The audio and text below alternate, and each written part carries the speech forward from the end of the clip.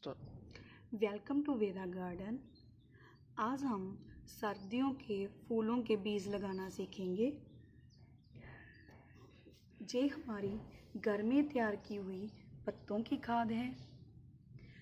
50% हमने ये लेनी है। ये कोकोपीट है जो हमने 2 बारी वॉश की हुई है अच्छे से। बराबर मात्रा में इनको 50% जे मिला के हमने ऐसी मिट्टी तैयार करनी है।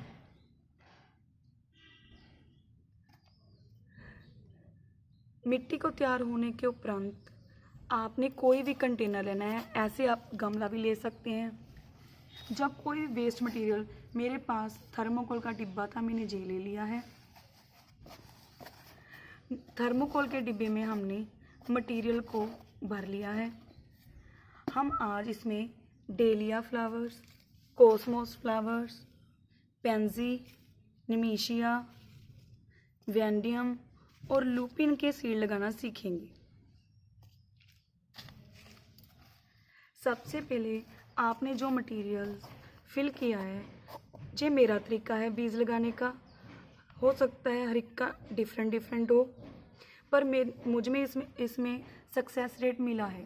मैंने जो पहले इसी मेथड से लगाए थे एनुअल क्रिस्थेमम के सीडलिंग, और मेरे बहुत ही अच्छे से सभी सीडलिंग है जो ऊपर आ चुकी है, ग्रो हो चुकी है। सबसे पहले अगर तो आपकी ये मिट्टी मॉइस्ट है, ठीक है। अगर नहीं मॉइस्ट है तो इसको मॉइस्ट कर ले। एक सार कर लेना है आपने इसको।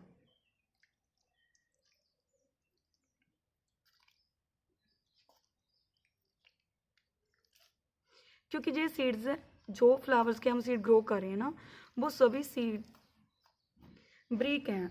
अगर हम बाद में पानी डालेंगे ना, वो साइड्स में चले जाते हैं।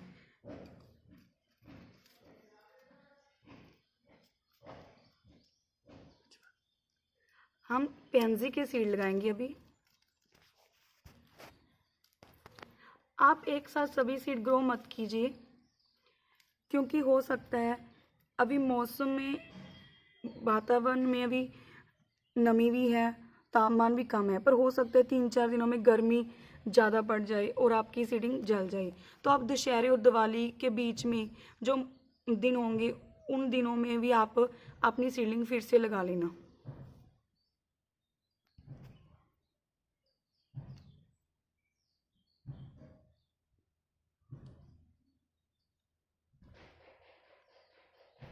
जी हमने एक किनारे में पेंजी के सीड ग्रो कर लिए हैं। इसके दूसरे किनारे में हम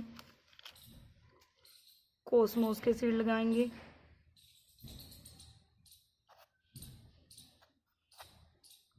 सीड एक दूसरे को ओवरलैप ना करें, इसका आपने ध्यान रखना है।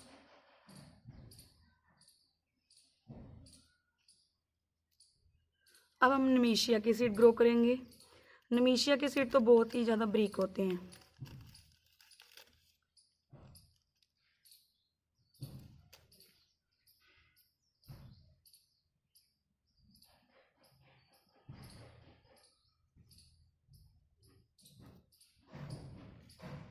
उसके बाद हम डेलिया के सीड ग्रो करेंगे।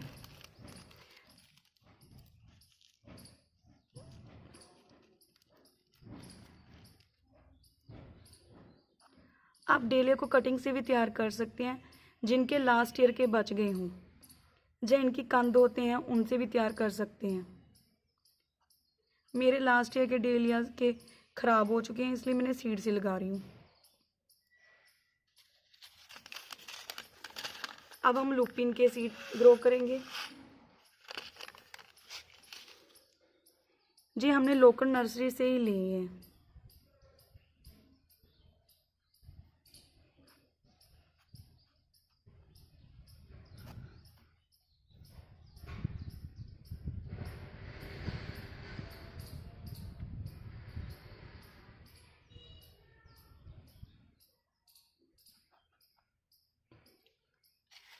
जब भी आपकी सीडलिंग ग्रो हो जाए तो आपने उसे डायरेक्ट पानी नहीं देना, या तो स्प्रे से देना है, या बोतल में कोई भी पानी वाली बोतल होती है उसमें शेक कर लें, उससे देना है।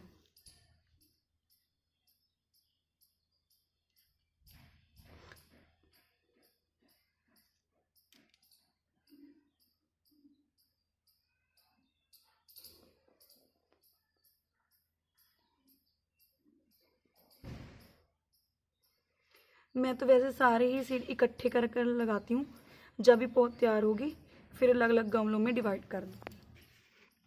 अब हमने कोकोपीट लेनी है।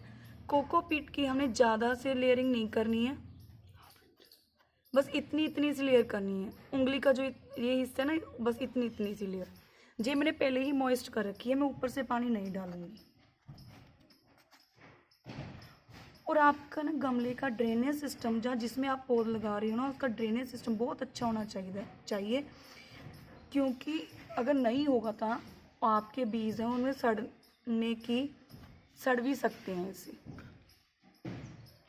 सड़ने की संभावना ज़्यादा रहती है।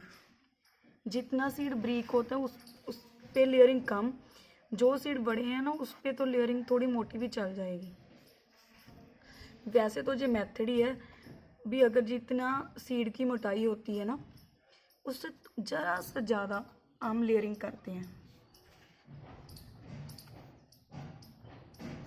कोकोपीट हल्की होती है, जब भी इसमें स्प्रोट आएगा सीड में तो इसने तो बाहर आ ही जाना है। हल्की होती है, जल्दी साइड हो जाएगी। इस पे तो मैंने मिट्टी की ही डाली थी, देखो फिर भी वो बाहर आ रहे हैं। ये हमारी पौध लगकर तैयार हो चुकी है। नेक्स्ट जब इसमें फुटाव आएगा, इसकी ग्रोथ स्टार्ट होगी, तब हम आपको वीडियोस शो करेंगे इसका। Thank you.